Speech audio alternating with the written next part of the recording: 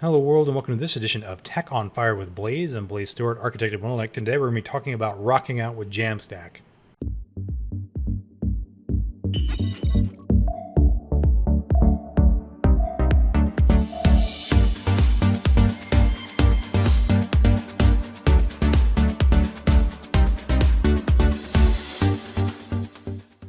Over the last few videos, we've been talking a lot about ways to build static applications using Jekyll and GitHub and Azure, and combining those technologies. We're going to be looking at the architectural pattern that underscores a lot of the drivers for making this possible, and it's called JAMStack. So we're going to understand what JAMStack is, and then we're going to be looking at some of the technologies in the broader sense of how it all works together, and then we'll look at some of the other technologies that you can use on Azure to make it all happen. So what is JAMStack anyway? Well, if you're familiar with guitars, you understand that guitars need amplifiers, electric guitars anyway. And folks like Jimi Hendrix used something called a Marshall stack, which was basically a big stack of speakers that sounded really, really good, but was also really, really loud. So you could play it at a concert and everybody could hear it, but it also delivered really high quality sound at the same time. Now, the idea of a rockstar developer using something like JAMStack kind of invokes that imagery. So when you use the so-called JAMStack, you are a rockstar developer. But that aside, what does it really stand for? It's an architectural pattern. It's really not a set of technologies as much as it is the pattern that these technologies use. And it combines some very ubiquitous technologies that are implemented in a lot of different ways to actually build out applications. And those three technology, or really technology families, are JavaScript, APIs, and Markup. Now, when we talk about JAMStack, the JavaScript is the front-end languages that we're using. That's what runs in a browser. However, you can do other types of languages in the browser if you're using something like Blazor or WebAssembly. These different languages allow you to implement third-party programming languages in the browser, but primarily most web applications are going to be written in JavaScript. Now, you also have APIs. Now, these are what the JavaScript calls, and then you also have the markup. Now, the markup is the HTML that is used in the browser, but it's also getting back to how the pages are built. And we'll talk more about that later in the video, but markup's important. So the three things combined are what make the Jam in JAMStack. So this isn't really talking about specific technologies as it is the pattern. Now, the pattern itself is a little bit different than traditional applications as they are delivered. And that's what really makes JAMStack stand out from some of the more traditional patterns that have been used to deliver applications. It's not delivered by a server in the sense that it's not delivered by a app server or a web server. Rather, it uses CDNs and things like CDNs to deliver the application. So everything that is being delivered as the application is generally going to be static content, which is why we've been talking about that on some of these videos for the last few weeks. So we're going to be producing markup, and we're going to be producing JavaScript files that get delivered by way of a CDN. So the pattern looks like this. We have a CDN that delivers the apps and static content, and that gets delivered into a browser that is on a client. And then that client will then reach out to APIs. And this is going to be delivering data back to the app. Rather, that is the more dynamic side of things as on those APIs. We're not going to be delivering the app itself from the APIs. The app itself is delivered by way of a CDN, along with all the other assets that come along with it, like images, maybe videos, and the CSS and HTML and JavaScript that actually compose the app, etc. But the APIs are what deliver a lot of the data to the application that is more specific to the user in the application or things like that. So the APIs would then be the side of the house that talks to your database. So this is not an uncommon approach, and for many folks, they may already be doing this in their applications. When I first started writing applications, this just seemed very intuitive when I started doing applications on the web in light of the modern cloud, but it was codified and now it's called JAMStack.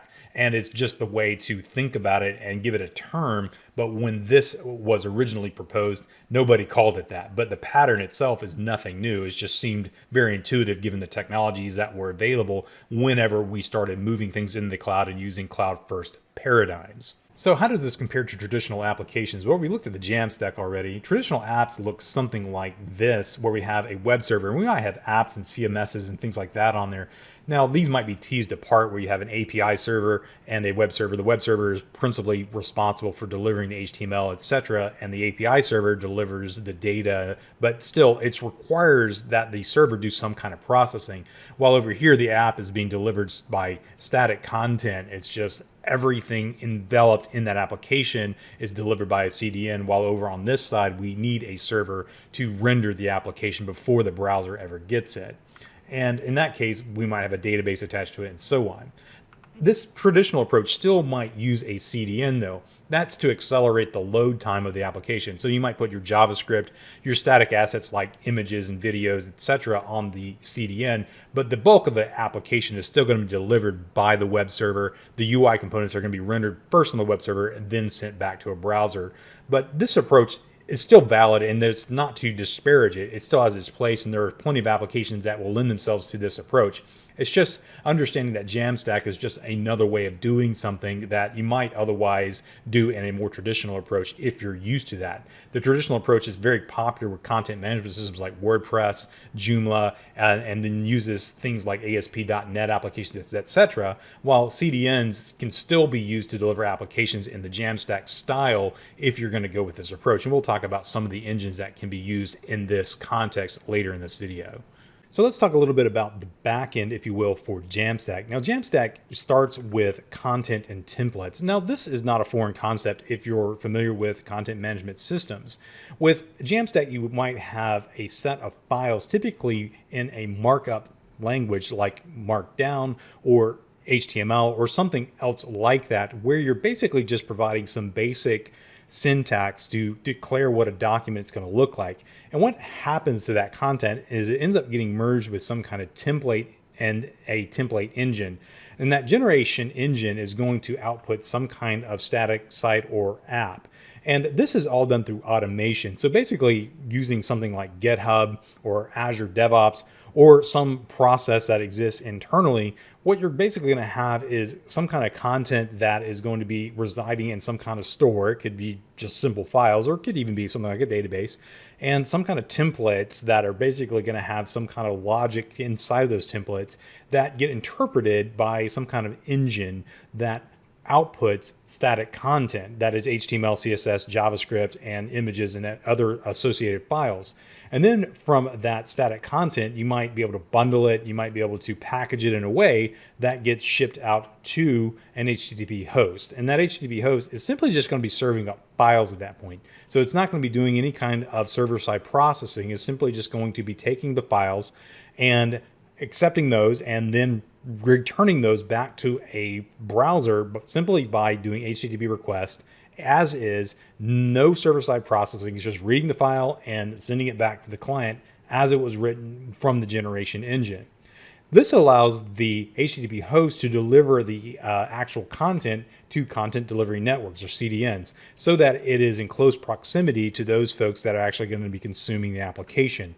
And this is very popular with static content already. JavaScript is one way to do that with things like libraries and other types of assets like CSS, which are used for rendering a website and styling it, and images and video. So all of these things get pushed out to CDNs.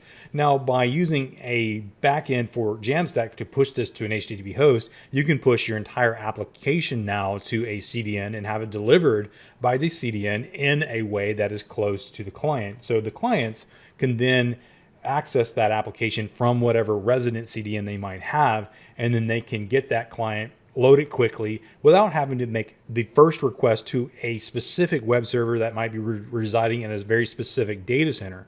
And so this allows your applications to be distributed widely across a wide array of different technologies, different kinds of networks, whatever it might be, because it doesn't depend on the back-end systems to actually render the content. It's already been rendered, it's static. What happens though in the back end is the processing of those static templates and that content. It's not doing that at the time of request. It's actually doing that before the requests are made.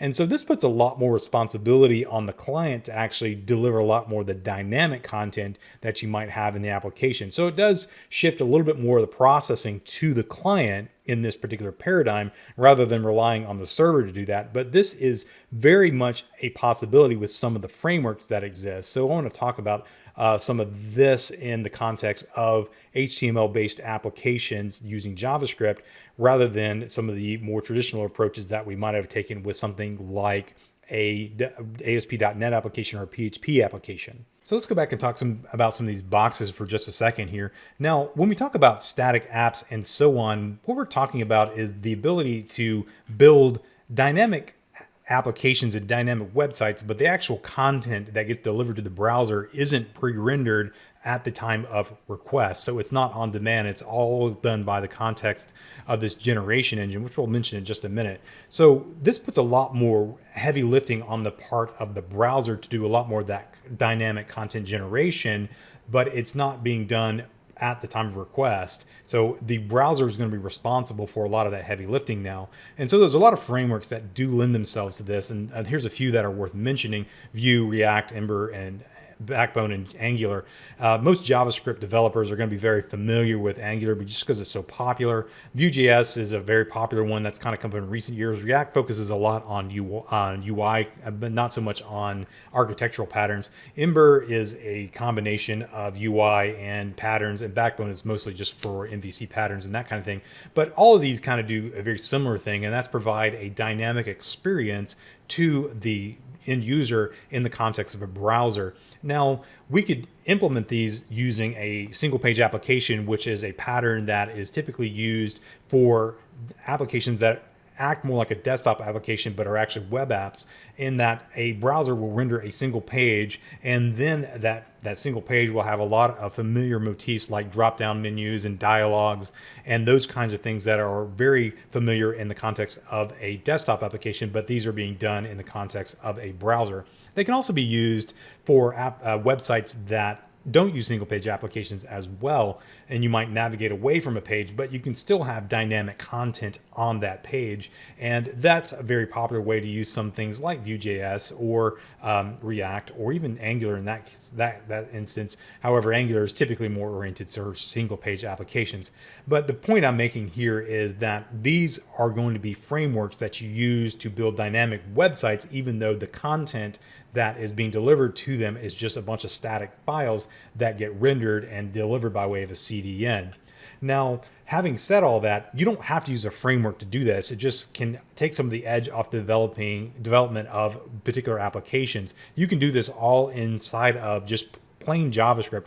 And honestly, that's the approach that I typically like to do, because I like just programming in pure JavaScript because it has matured quite a bit over the years. And most of these frameworks were introduced at a time when JavaScript was a little bit more rudimentary. It needed some help, but now JavaScript has matured to the point where it's a very mature language and can do a lot of the things that these particular frameworks were trying to shim up. Now let's talk about this generation engine for a minute. Now, typically, these kinds of applications are used in conjunction with things that might be server-side technologies like ASP.NET or PHP or Node.js. However, the generation engine in this context is not going to be any of those. It's going to be an engine that runs in some kind of server-side code and spits out a bunch of static files. And these are a few that are popular in that context that deliver the static content and apps that might be rendered by way of Ember, Backbone, and JS, and Angular, etc. And a few of these are gaining popularity nowadays. Jekyll in particular, because it's what GitHub Pages uses, and it's also one that is very popular for a lot of sites that are hosted on Azure Static Web Apps because of the integration that has with GitHub as well. But other ones that are worth mentioning are Hugo and Gatsby, which are very similar to Jekyll. They basically all take markdown files and combine them with templates, and then through some plugin technology spit out a bunch of HTML, CSS, and JavaScript that then is static content that you can deliver by way of a CDN. I recently migrated all of my websites to Jekyll because I like the integration that it had with GitHub Pages, and now I'm just using GitHub Pages basically as the repository for all of my content. And then I'm using Jekyll to render the page and then push that out to a CDN. And then you can then do some other cool stuff with Jekyll as well. I'm not going to get into that, but my point I'm making here is that these are the backends that generate this static content that then gets picked up by an HTTP host and then delivered by a CDN. These frameworks right here actually all run in a browser. However, they are delivered as JS, CSS, and HTML, just like regular web pages are. So the implementation of this is all client side rather than trying to do this on the server side at that point. Now I want to talk about some of the advantages and disadvantages to this approach. Now, one of the biggest advantages is that you can scale these applications very cheaply and globally. Because the content is static, you can just basically drop it on a CDN and it's out there in the world. You don't have to worry about distributing a global network of servers and infrastructure to support it. You just basically drop it on a CDN and your application is out there for folks to consume it. The other advantage that a lot of folks take advantage of in this context is performance, because you're close to the application geographically and you're going to be interacting with a server that's going to be located somewhere close by. So whenever your application loads, it's going to feel real snappy. So your application loads, all the content is basically pre-rendered by way of that generation engine that we talked about. So there's no server-side churn. It's basically reading files from a storage and then shipping those over the wire. And that is very, very fast. So your application load times are typically going to be very quick because of A, being delivered by a CDN, so they're close geographically, and B, because there's no server-side processing that needs to take place for that content. So it loads in the browser very quickly for that reason. Another realized advantage is fewer dependencies on infrastructure and platform, as either infrastructure as a service or platform as a service, because the CDN is the thing that's delivering the application. I don't have to spin up a bunch of web servers globally to get the kind of performance I need out of my application. The CDN is going to do that for me. I don't have to have a lot of expensive networking to connect my networks together. The CDN is kind of taking care of a lot of that for me. I just basically have to focus on making sure that it runs well in the browser and then delivering it through the CDN. And this is one of the reasons that it's cheap to scale these, because I don't have to have a lot of the supporting infrastructure to make this thing run well across a global network. And lastly, app portability is a big deal here as well. Because this runs in a browser, it's going to be able to run on mobile phones, desktops. It can run on tablets. It can run on Linux. It can run on Windows, Mac OS. You don't have to worry about a lot of that. You have to focus on making it run in a browser well, which has its own problems, and there's a lot of issues related to making things work well in specific versions of browsers. However, that's gotten a lot better in recent years now that the world has kind of moved more towards using WebKit as the de facto standard for all things browser-based, but still you have to kind of contend with that depending on some of the security implementations in browsers, etc. But it does make your apps highly portable and highly deliverable by using some of those standards that are out there that are pre-installed in practically every computer that you get nowadays. Let's talk about some of the disadvantages now. One of the main disadvantages is controlling versions. Now, with code that is written and delivered by way of CDN, you have to realize that a lot of the code that might be running in your application, it might be old code whenever you deploy new code. So you might have clients that might be running older versions for a period of time until, say, something like a CDN cache policy expires and it requests a new copy of it, or a local browser cache expires and it has to get a new version of the application as well. But all of this becomes something that you have to contend with whenever you're writing code that is going to be more oriented around delivery by CDNs rather than being able to control that environment more closely like you would get with a web server. Another disadvantage is the client-side code has to do more. Traditionally, with things like PHP or ASP.NET, you do a lot of the pre-processing of things prior to delivering it to the browser. So a lot of the HTML is rendered browser side and delivered client side, and the client just simply receives the HTML and renders it without actually having to use some kind of code to update the UI. It's just receiving the markup and then displaying it. So the code on the client side has to do a lot more, and a lot less of that is going to be delegated to the server for that responsibility. So that is one of the trade-offs for approaching problems like this. And another one is it's not as friendly for content editors. Now, traditionally, content editors have worked in systems like WordPress or Joomla, where they've had an integrated experience with uploading content and also editing content in that context. With this approach, there is the notion that you have content and templates and you use an engine to merge those to deliver some kind of static content. While in the context of a traditional CMS, that's done on request. So the minute I hit the publish button, that is available and provided by the website that I'm delivering it to. While with something like JAMStack, there might be a lag time between publishing and delivery, as well as the publishing experience itself being not necessarily as integrated with the platform that is actually doing a lot of the rendering. So there's some lag there that you might have to contend with. However, that is becoming less and less of a problem as more and more of these more traditional CMSs adopt the ability to render content and deliver it as static content rather than having to use a CMS integrated with the server and then render that content on request. So there is some movements towards this even within the context of CMSs. But all in all, these are some of the disadvantages. So JAMStack's not for everything, and there are certainly use cases for traditional ways of delivering applications, but it would be my preferred approach if I was going to be going greenfield, and if I could justify the application experience using this approach, it's going to ultimately cut down my costs for hosting as well as delivering applications on a global scale. So it's something to consider. Now I'm going to go and look at how you might do this on Azure. Now let's go back to that original architecture that we kind of looked at. On Azure, there's a lot of different technologies that you could use for this, and there's no way I could talk about everything, but the major ones that are going to be available to you for building out this style of architecture for the static side of things, that is the static content, are going to be the most obvious one being static web apps. Static web apps are the purpose-built solution for this, and it combines the ability to build static web pages with some aspects of Azure functions built into the platform. And it's more of an on-demand type rendering of that function rather than using something like an app service to host it. So it's more of a serverless model for functions in that regard. But you can also host different kinds of content on blob storage as well. Blob storage has the ability to use static websites on blob storage, and there are a number of use cases for that as well. In fact, I have written applications that are hosted on blob storage and that actually interact with blob storage APIs. So it's essentially a JAMStack application using the backend APIs as the APIs delivered by storage itself. So that is one possible approach for this.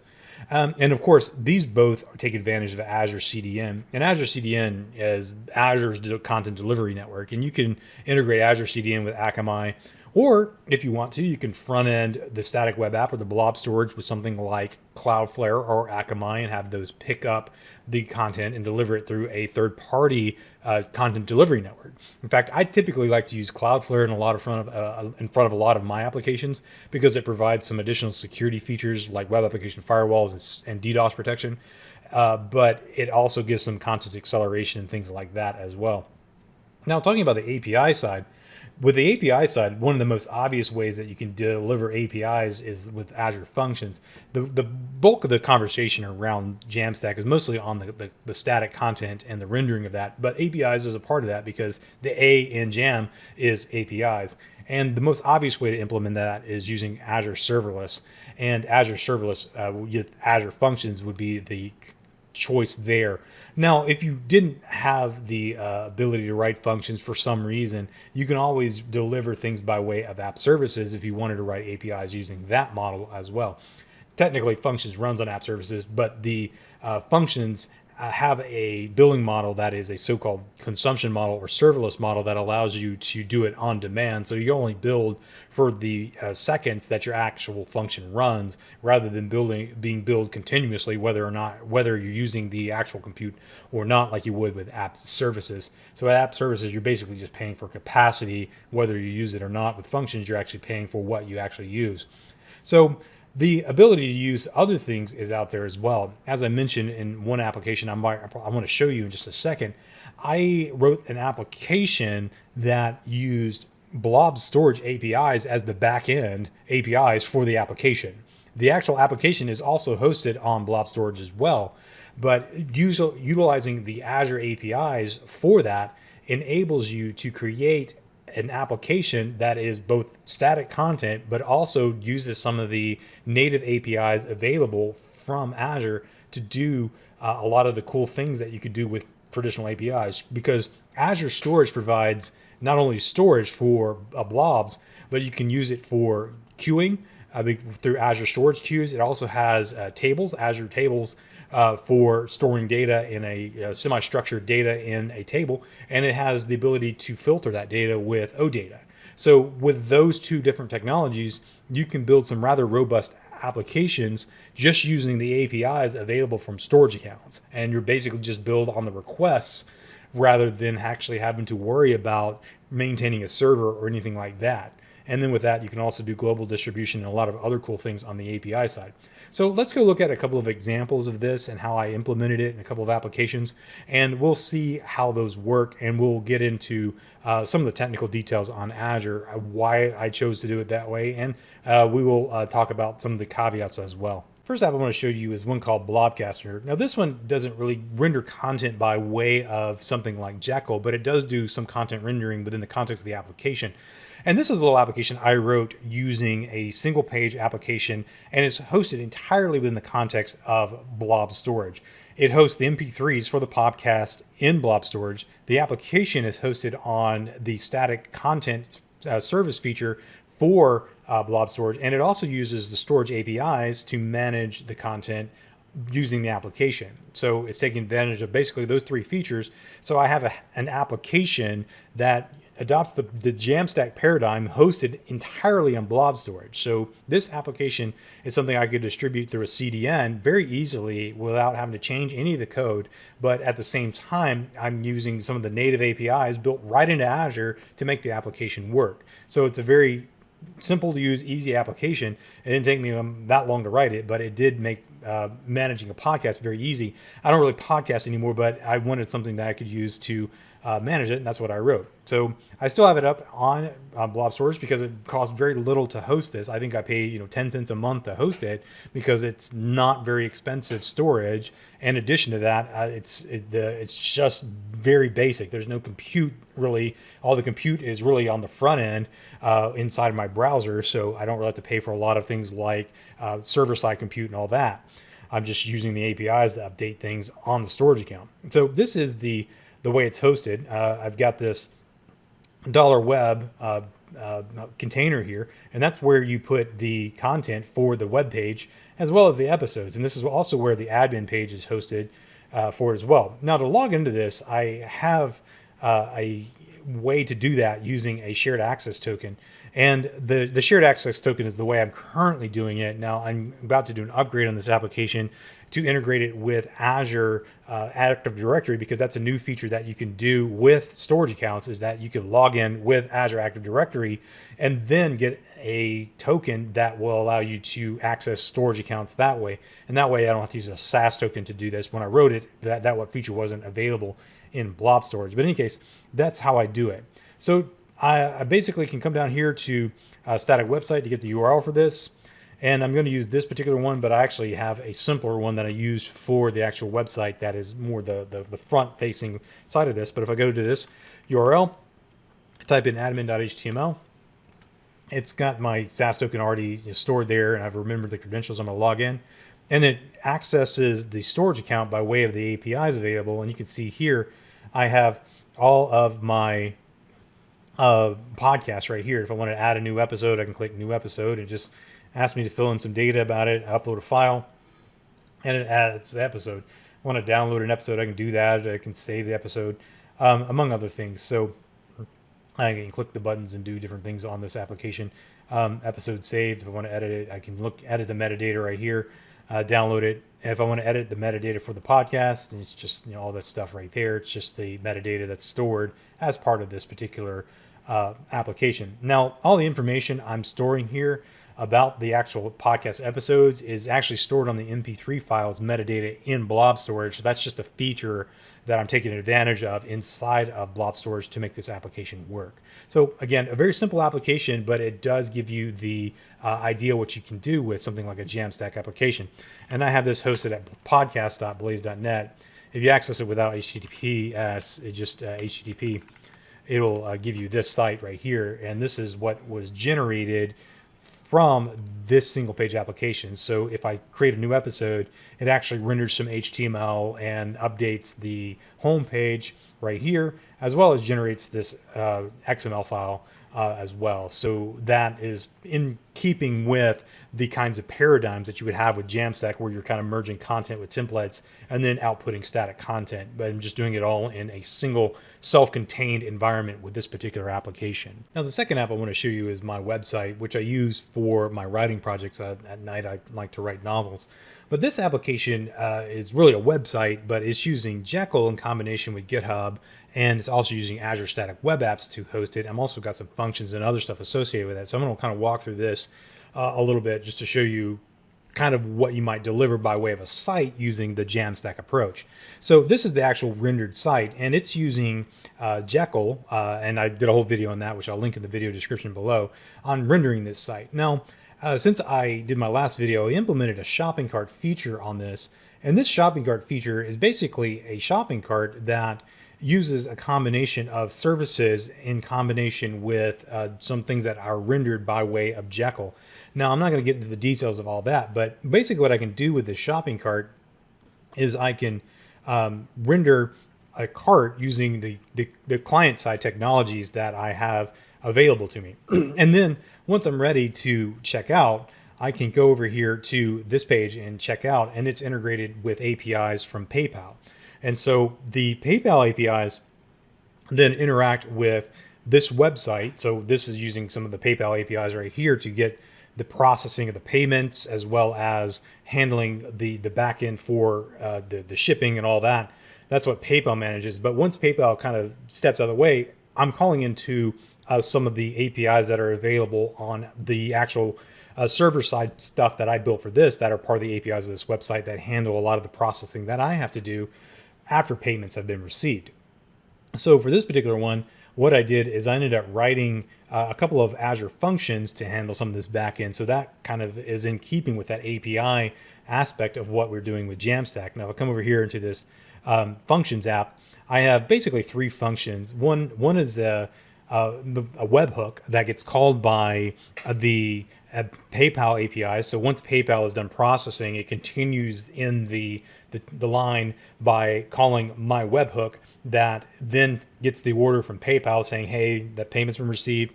Here's the order. And then this right here just basically lands it in a blob storage account, just so I have a record of it. And then I have a blob storage account trigger that will then take the order and process it. And what I'm doing is I'm selling ebooks. So what that does is that generates a unique URL that the user then can click on from their email and then download the ebook. And this particular one right here is the one that actually downloads the ebook. And all that really does is generates a SAS token and then gives the URL back to the browser, and then it accesses secure blob storage and then allows the user to download the content that they paid for. And so those three are the backend for my particular application right here. So all of that works together to make this work. So let me go ahead and get a login for this, and then I will show you. Okay, I've got a login for PayPal now. This is a development login. You can see it's already pre-populated there. I'm going to grab the password and paste that in, and that will allow me to log into PayPal. And what that's going to do is log into PayPal. It's going to ask me for some shipping information, which this is basically paying for digital goods because it's buying an ebook. And then it's going to give me some information. Okay, here's my order number, etc.